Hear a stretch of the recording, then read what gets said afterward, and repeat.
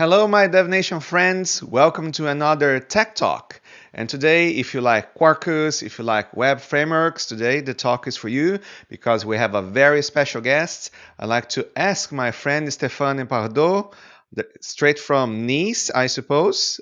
He's not traveling. Welcome, Stéphane. Hi, welcome, and thanks for pronouncing my name brilliantly. That's exactly it. Oh, yeah. Well, I studied French, 1 year French, 25 years ago. And I hope I did a reasonable job. Absolutely perfect. And so, Stefan, today we're going to be talking about Quarkus Renarde.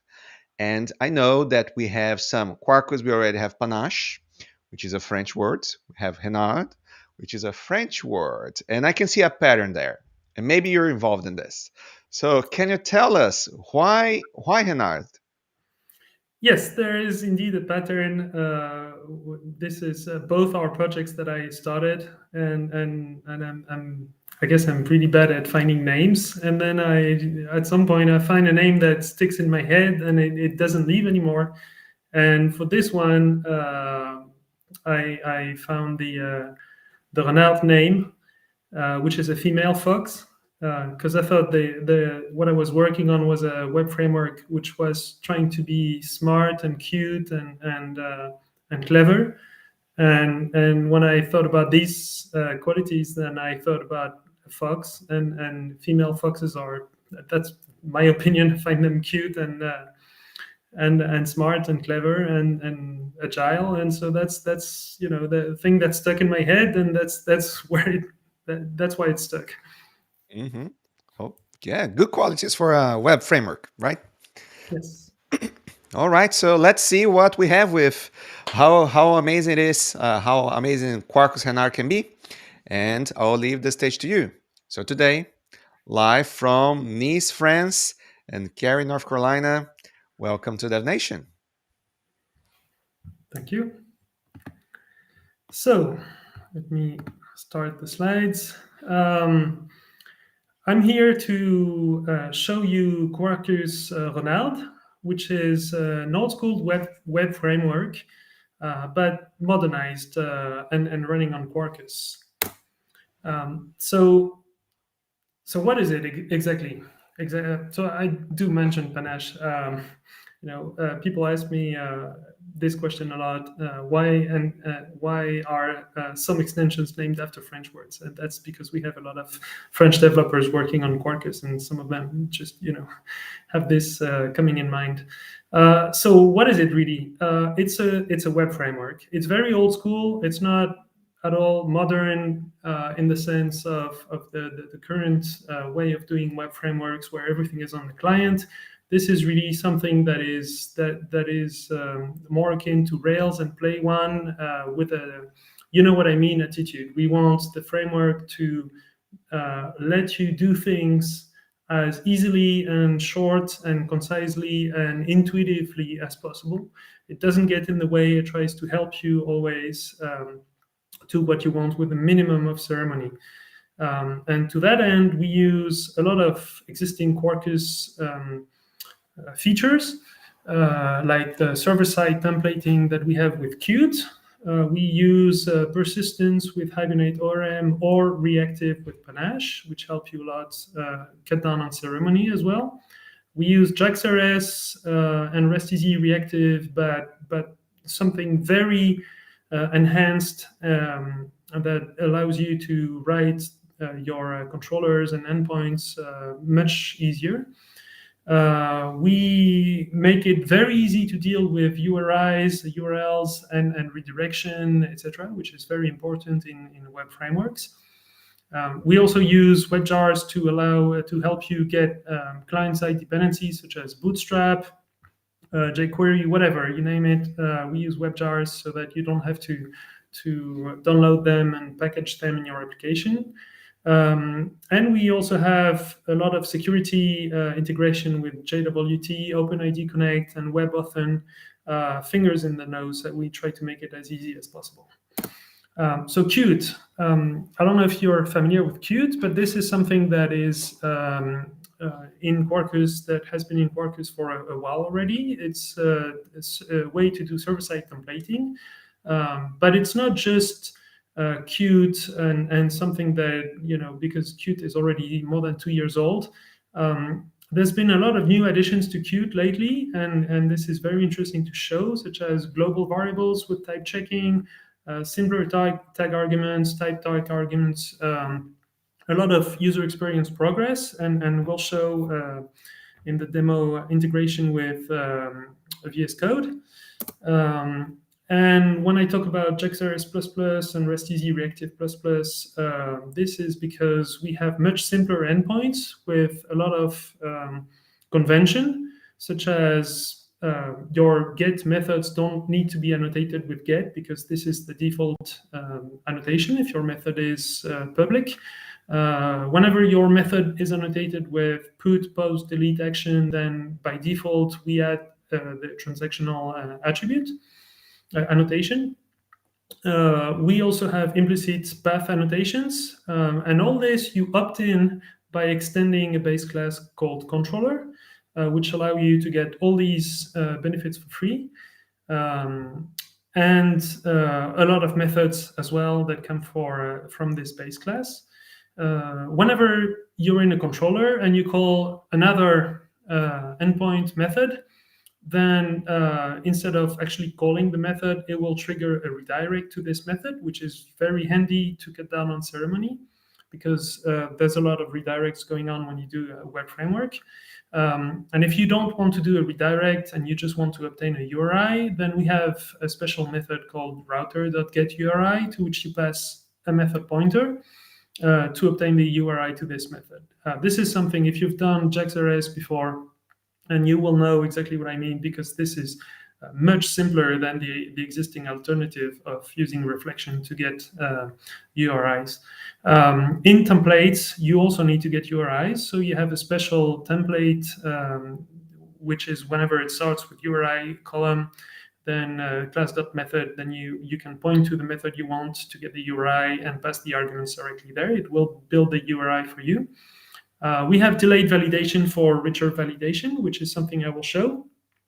And the flash scope, which is also something that is very handy, which allows you to pass values from one request to another, especially after a redirect. That's very handy. We have support for security, making it as easy as possible to do security, with utility classes that help you secure your application in favoring JWT for user sessions. We also have a lot of utilities helping you deal with OpenID Connect and WebAuthn. And in all the cases, they work together. There's trivial configuration, great documentation, and lots of bug and UX fixes. And also support for testing, where we provide mocks for both the WebAuthn hardware and OpenID Connect providers, such as Twitter, Facebook, whatever, we mock them. Really trying to help you get everything working in your application. So now, next to be done is a to-do app. What we want to do in this demo is show an entire application from start to finish with user management, to-do handling, and really an entire application written in Renarde.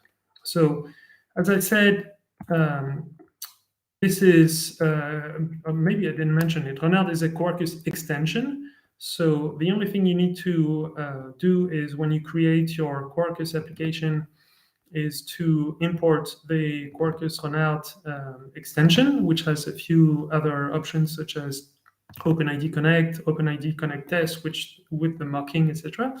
But mostly you just need to import the Quarkus Renarde extension in your Quarkus application, and then you will get the benefit from it.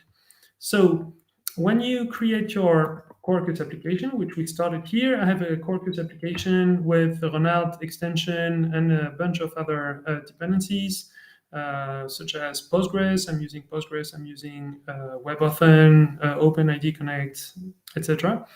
I have my application running in dev mode, and I have it running here. And whenever I go to the root of my application, I get a 404 because I don't have anything there. All right, so the first thing we're going to do is fix this.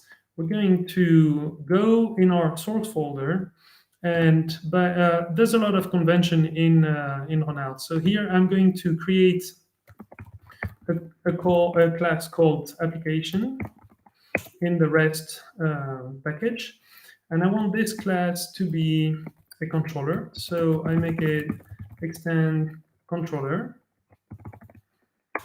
out, and this allows me to opt in all the great features and simplify Jaxeris. So I can just write string hello and return hello.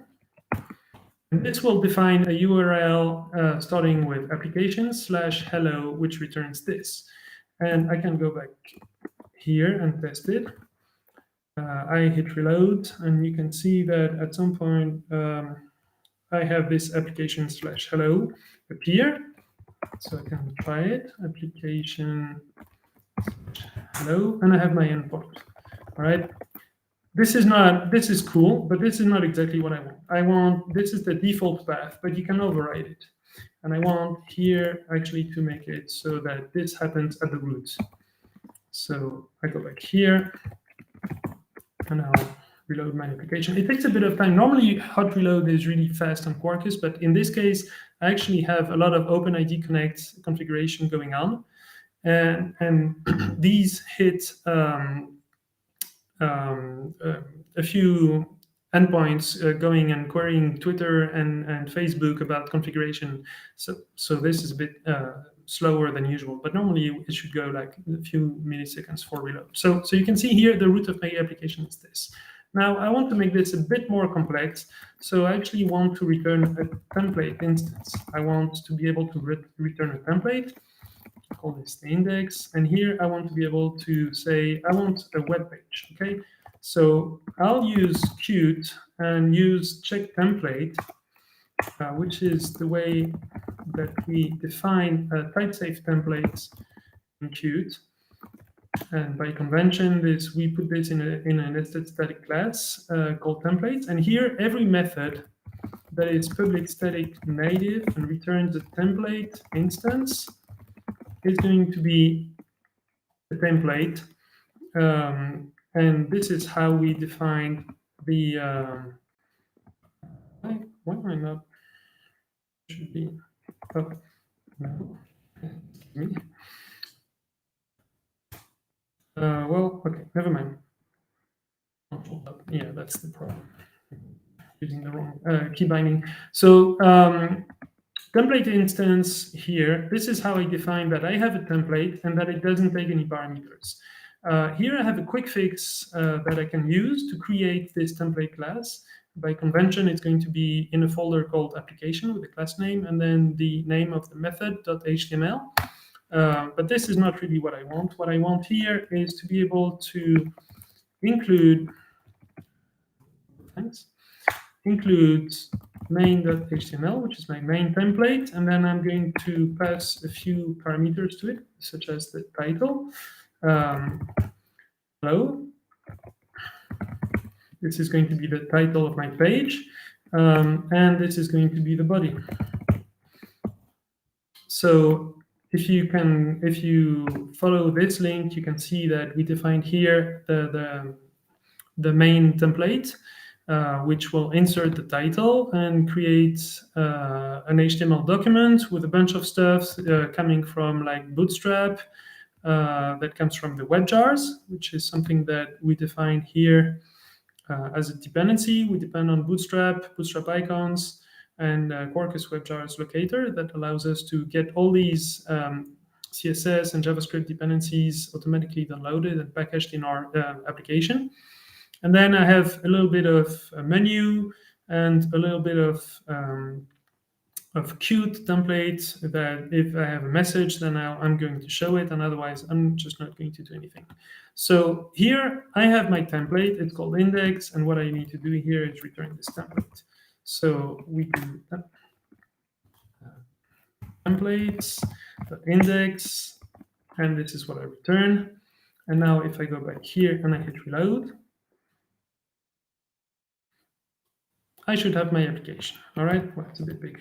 So I have my application here, and now what I'm going to do is add a second page. I'm going to add an about page. So here I'm going to copy this method and say that if I go to the about URI, I'm going to call the about template, which I'm going to define here. And I call it about. And here I'm going to define that I pass a parameter.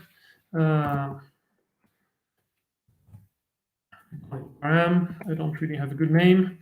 And I'm going to say, pass this parameter here and say DevNation. So I'm passing this parameter to here. I'm going to create this file. And because this is a bit boring, I'm going to copy this one. And this is going to be my about page. It also extends main. And it says, this is about param. That's the parameter that I defined. And you can see that the EID knows about it and knows its type. So I get even proper completion because I know it's a string. Because I defined it here, a parameter of type string. So now I can say this. I have the about page, and I can go here to my application and go to /about, and I should have my page. This is about DevNation. All right, so now I need some navigation because I've been typing those links, those URIs myself, and this is a bit annoying. So I want to be able to say that if I click on the to-do place, I want a URI that redirects me to application.index, and here I want a menu item. I have to remember exactly what how I name these attributes, but I think it's title. Is it title? It's title and the implicit one. So title is going to be about, and the implicit one is going to be URI to application.about.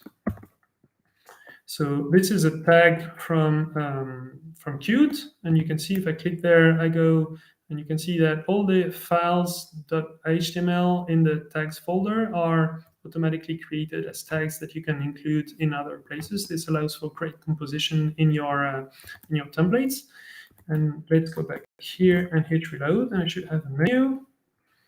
Now, if I click here, I go to the main page. If I click here, I go to the about page. All right, so you can see we make it really easy to get URIs in the views with this special tag. So now we have the skeleton of our application. Let's go and create the to-do application. So the first thing we do is we go in the model and we create the to-do entity. How do we create a to-do entity with ORM with Panache? We define that this is an entity, and we extend Panache entity, which allows us to get a lot of good stuff for free, such as having an ID and being able to define all the columns that we want to persist in public fields. So I'm going to say that I need a task. I need Boolean to know if the task is done, and then I'll need a date to know when the to-do is done. So this is what I need for my entity. And I'm going to create also a static method returning a list of to-do here to be able to get the list of to-dos. So I'm going to use methods defined on Panache entity, such as list all, and I'm going to sort them by ID. This way, we always get the same list in the same order. Now I'm going to create a controller, and to make it easier, I'm going to call this, I'm just going to rename it and copy it. So to-dos controller, I'm going to have a single method for now, which is going to be to-do/index. And what I'm going to do is I'm going to say that the template is going to take a list of to-do. So list to-do, and here I don't need a special path. I don't think so. Then I'm going to say I want the index, and I'm going to call to-do.poll.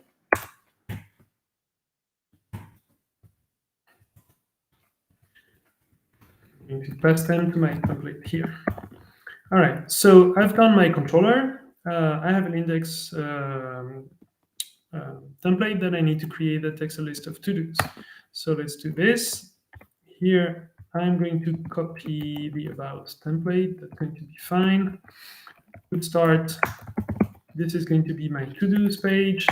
And what I'm going to do here is I'm going to create a table.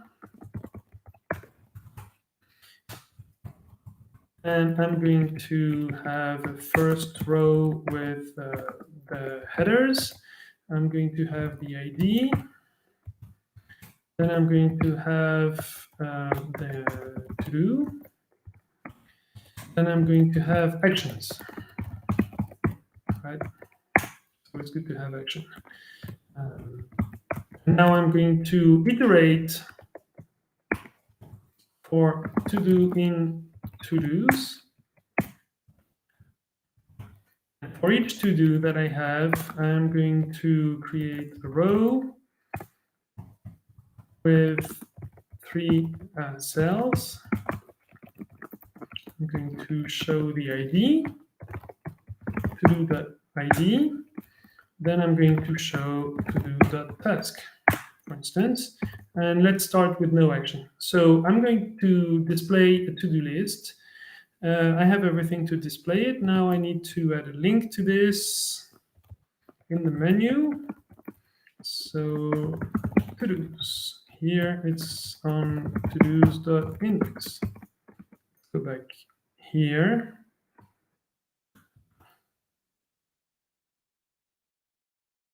What happens when I click to do? Oh, I have an error. I'm doing a blocking operation on the IO thread. Of course, I should have configured this. So what happens here is that I'm using Hibernate ORM instead of Hibernate Reactive.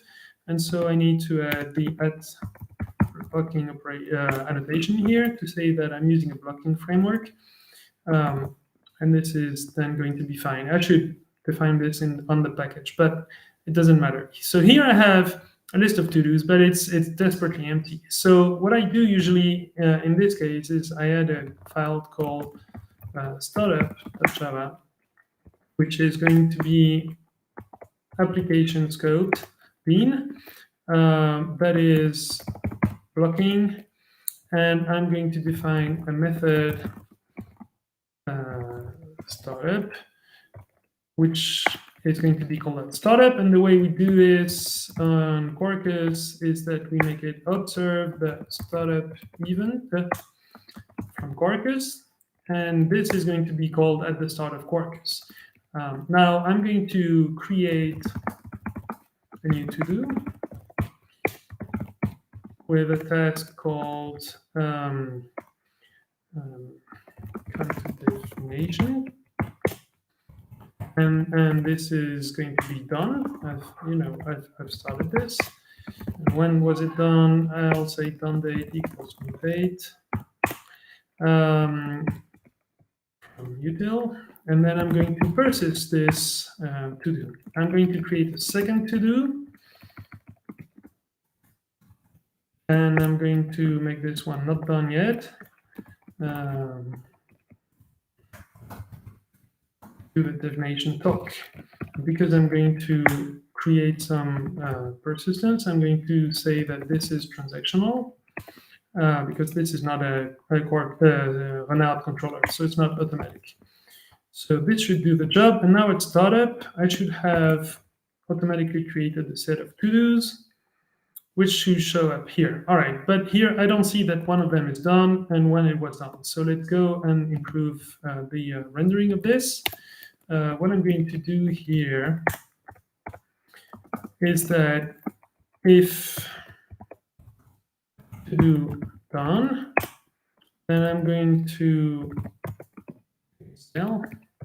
make it look removed and add on to do done date since property. So at this point, you might be wondering, hold on, this is supposed to be calling date methods, right? And there's no such thing as since property in the date type. So what happens if I click there? You can see that I'm going to a file called Java extensions, which has an annotation called template extension, which allows me to add additional extension methods to existing types, such as date, by defining static methods and taking the first parameter as the type to which we add the method. So here, the first parameter is type date, and the method is named since, which means we're adding a method named since to the date type, and Qt will automatically call this static method to get extra methods on existing types. This is very handy.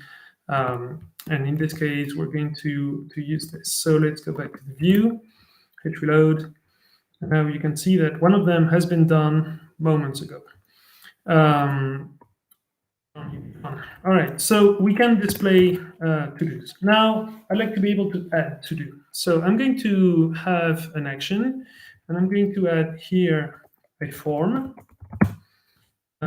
which points to to-dos.add. Use the form. And I have here another tag that will help me, which is called field. And I think I forgot the name. I need the name and the label. So name equals task equals task. And I'll add a placeholder as well. And this is going to call the add method on the to-dos type. So now I need to create this add method. And here, the way I do this is that I define that it's post method. It doesn't return anything, but it will take a REST form element, which is the task, the element that you find in HTML holding it. So here I'm going to say I need a new to-do. To-do the task equals task. To-do.persist. And then I'm going to, so I'm persisting the new to-do, and now I'm going to redirect to the index. I do this by just calling the index method. This actually triggers a redirect. It will not call this method at all. It will just throw an exception and redirect to the template to the index. So now if I go back here, I should have my field here. It's not exactly where I meant it to appear, but it will do. Hello, this works. Okay, well, here I have a problem. I'm missing validation because I've just submitted to-dos that were empty, and this is not what I want. All right, so I'll add validation. I'll add here that it can't be blank. This is Hibernate validator, bin validation. This will make sure that if I call if validation failed, then everything will be set up automatically so that everything works and is forwarded back to the views. I'll show you exactly what I mean. If validation failed, I want to redirect to the index and be done. Again, this throws, so the flow doesn't continue. I don't need to change anything in my views. And here, if I go back here, I hit reload and I try to type enter, I get an error because it must not be blank. So what happens here is that if validation failed, is a method which checks if the validation has errors, and if it has errors, it does a few things, such as prepare for an error redirect, which will take all the parameters we've taken, put them in the flash scope in preparation for a redirect, which happens here when I call index, I redirect to the get method, When I get to the get method, I see that I have a flash scope with values. I take all these values and restore them, and so that when I render the template index and I go back here and I go in the field, I can see I have here a bit of conditional says, if I have an error on this field, I will show the error for this field.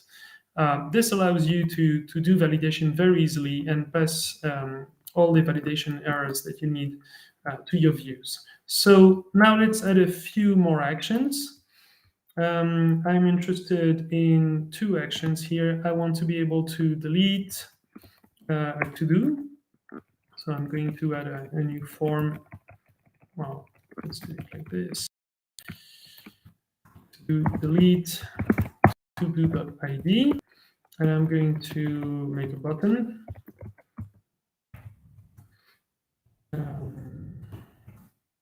This is just bootstrap between danger, I think.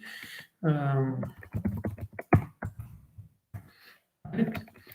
And I'm going to have another one. Well, I'm just going to keep this one for now. I think I won't have the other one. So I go back to to-dos, and here I want to have post method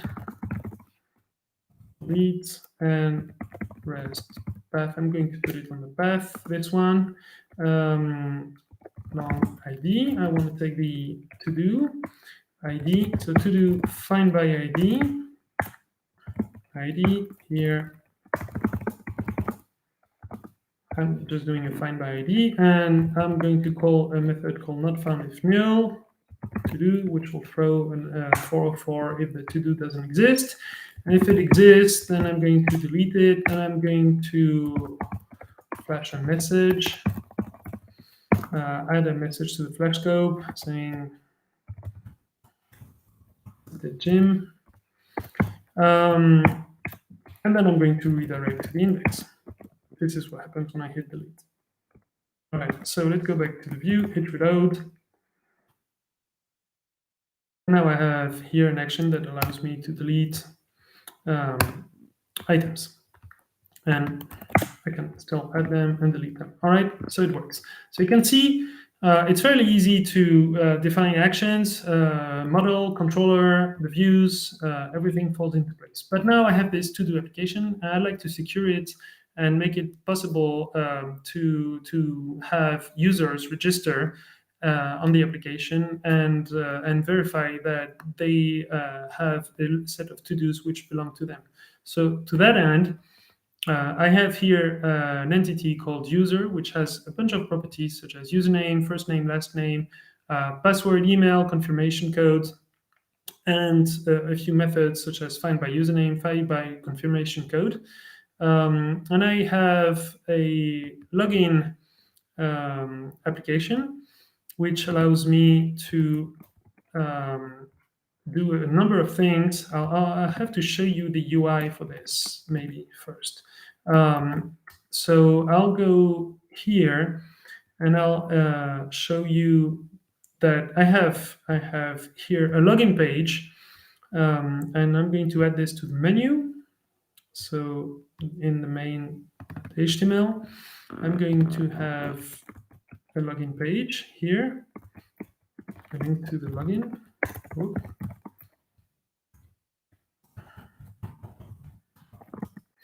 And show you the UI. This is going to be simpler.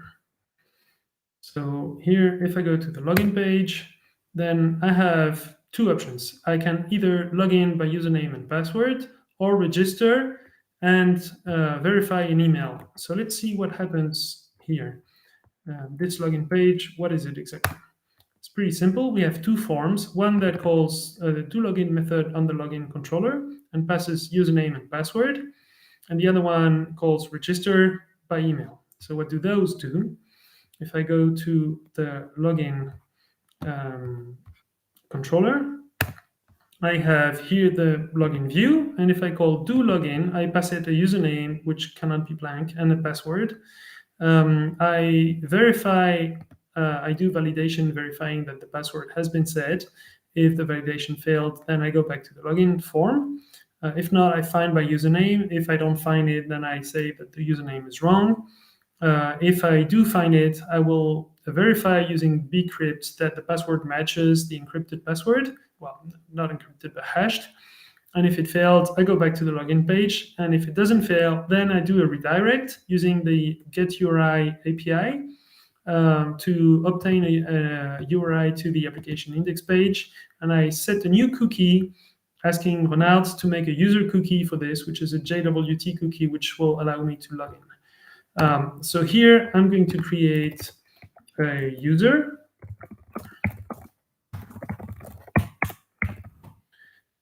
First name equals Steph. User last name equals hello.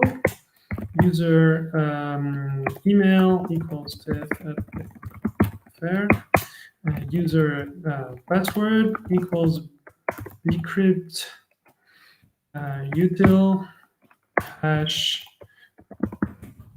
secret password, and then user purchased.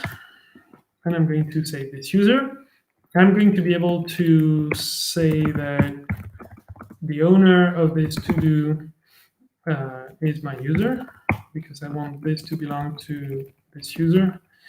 And the way I do this is by adding a new property, adding this field, and say here, this is my user, and this is a many to one.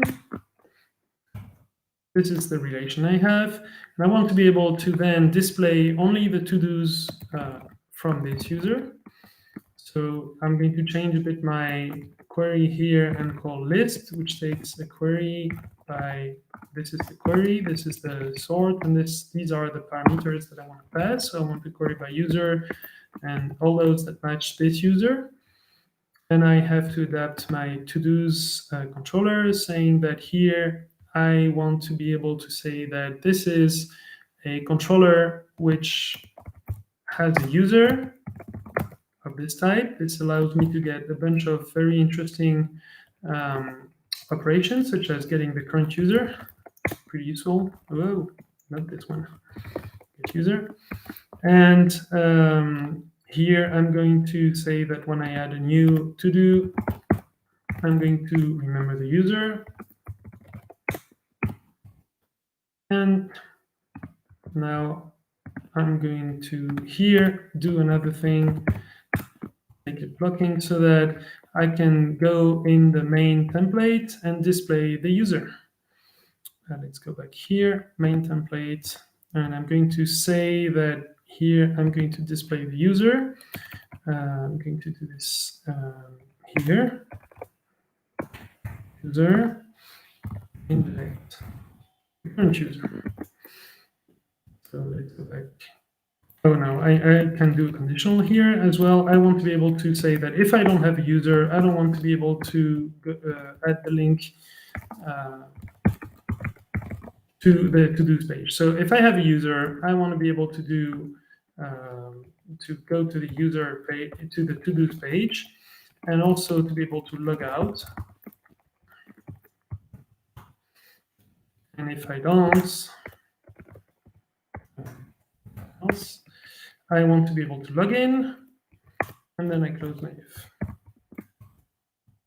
I think I have a final thing missing to be able to pass the user to the view, but I think, no, this is set up. Okay, so this should work. Now, normally, I should be able to log in my application. No, something is missing. Email. Yeah, I didn't add the email. Did I add the email? Users. I think probably the user was not found. Something happened weird. Here, main template, inject user, username. Well, there is a property called email in the user. Is there not? Oh, this is no.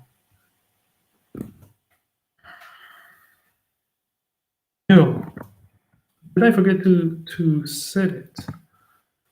User email, the user persist. No, I have everything. So hey, I'm not sure what's happening here, but I can see that I'm getting a bit late. So probably I'll need to cut short this demo. I'm really not sure what's happening. Maybe I have a main cookie. No, I don't. Tax users now have. It's really a pity. I don't think I can. I don't want. Yeah, I'm already going late. I'm sorry about this. I'm going to show you quickly another feature before I go back to the slides and cut this short. I'm really sorry about this timing. So in the login, I have another method here called register, which allows you to register by email. So I pass the email and I create a new user. I persist the new user, and then I'm going to send an email to the user. And how do I do this? I do this by having another check template, as I showed earlier. But instead of pointing to a view that will be shown to the user, this points to a mail template instance. So you just change the return type. And this allows you to define a template that will be sent by email. So when you call templates.register, then you can say from this person to this person and send the email. And this allows you to define your emails using templating again with Qt. And so you have two variants, text file, HTML files, and this allows you to send emails very easily.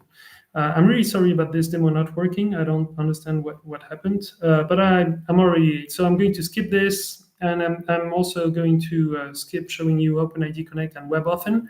I'm really sorry about this, but I'm running late, and when it's not working, well, it happens. So let's go back here. What now? So Quarkus Renarde was released on Quarkiverse, which is where we put all the non-core extensions in Quarkus, which means it's integrated in when you go to code.quarkus.io, you can get it, and it's going to be listed, and you can create your application from the start with Renarde. The support for it was added in Quarkus 2.8, and the remaining OpenID Connect providers such as Twitter and Spotify, and also WebAuthn support is added in Quarkus 2.9. Which should be out any moment now. Candidate release 1 was out the door already. The entire application, the entire code for Quarkus Renarde is on the Quarkiverse GitHub repo. And the to-do sample app with everything working actually this time, unlike my demo, is also on GitHub under the Quarkus Renarde to-do folder. Next in line is going to be integration with web components and maybe Quinoa, which is another Quarkiverse extension aiming to do web framework. At this time on the client side, maybe we can have a mix of client and server-side web frameworks together. That would be very interesting to experiment. I have a branch at the moment I'm working on with scaffolding, allowing you to automatically add a back office generated website to allow you to update your entities when you don't have time to deal with this. I'd like to make sure that internationalization is trivial to do in Renarde as well. So that's another thing that I want to add. And of course, well, we're looking for users and feedback.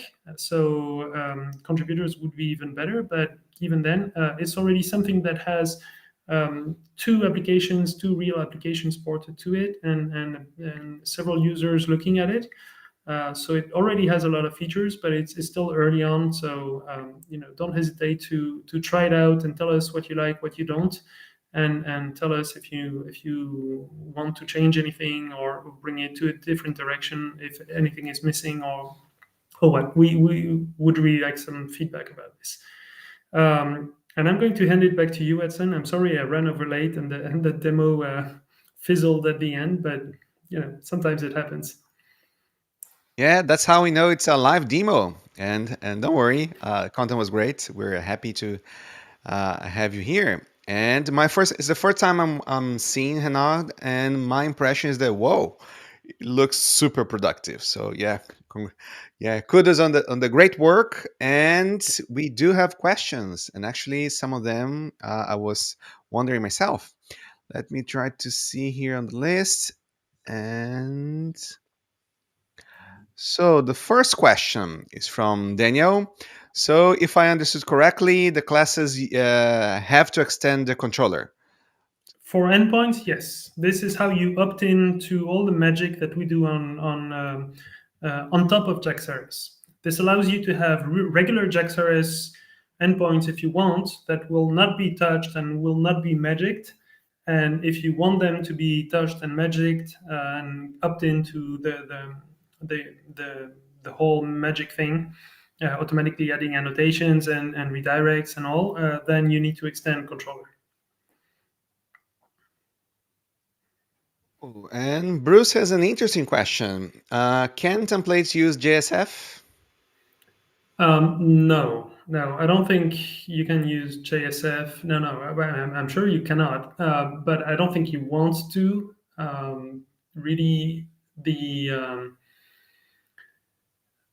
the Qt templates are really nice, and there's great integration with the IDE, and there's a lot of features in Qt that you won't find in JSF, and there's a that it's old school, but it's not that old school. JSF is really old and was not really built with the proper web mindset and had a lot of cost associated to it, which we don't want to have in Quarkus. And also due to the ability to compile your application natively, Qt has a lot of support, especially for that, and benefits a lot for we get a lot of benefits from using Qt with regards to native compilation. So we get great performance and great features that would be very, very hard to do with JSF. And if I'm not mistaken, I think there is a Quarkus extension for JSF too, don't we? Maybe there is, but I'm pretty sure it won't work with Renard, or I Mhm, don't see how it would. But if people are very interested in this, then maybe we could add it. But I'm really not sure this is the right direction for mhm. templating. Yeah, no, I too understand that they're completely different approaches. You have templating and you have JSF components. So I understand the difference. You can use both. I love JSF, but I can see how I could use to love Renard as well. And let's see another question from Daniel. Probably about the email templating. Like, should we have two templates for the email, HTML, and text? And if yes, how will be decided which one is sent? Actually, both are sent. So you could have only one if you want to send only HTML emails, and if you want to have only text emails, then you can have only a single one. But if you define both, then the email is sent with the proper. I can't remember how it's called, but email supports a combination of multiple media types. So actually, when you send an email, you can send variants of the email within it, and so you have a text variant and an HTML variant, and then the user receiving it will, if he's reading it in MUT, he will display the text email, and if they're reading it in Thunderbird or Gmail, they will display the HTML email. So they're actually bundled together. It's a single email, and that's supported by the email protocol.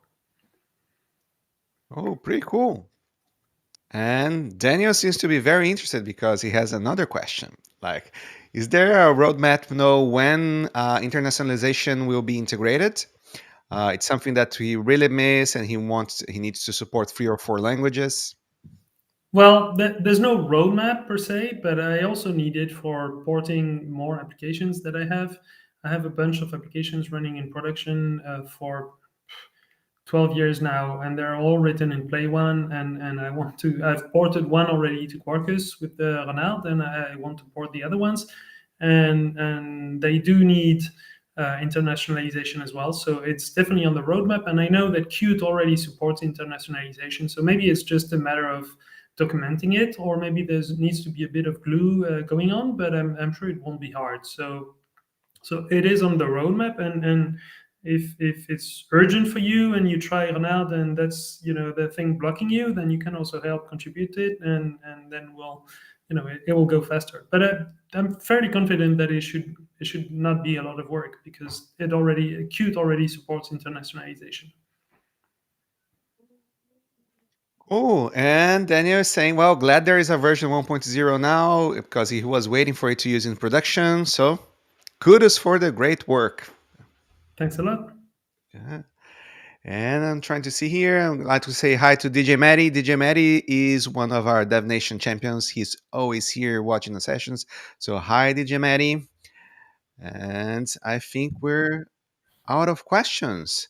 So, Stefan, thank you again so much for being here.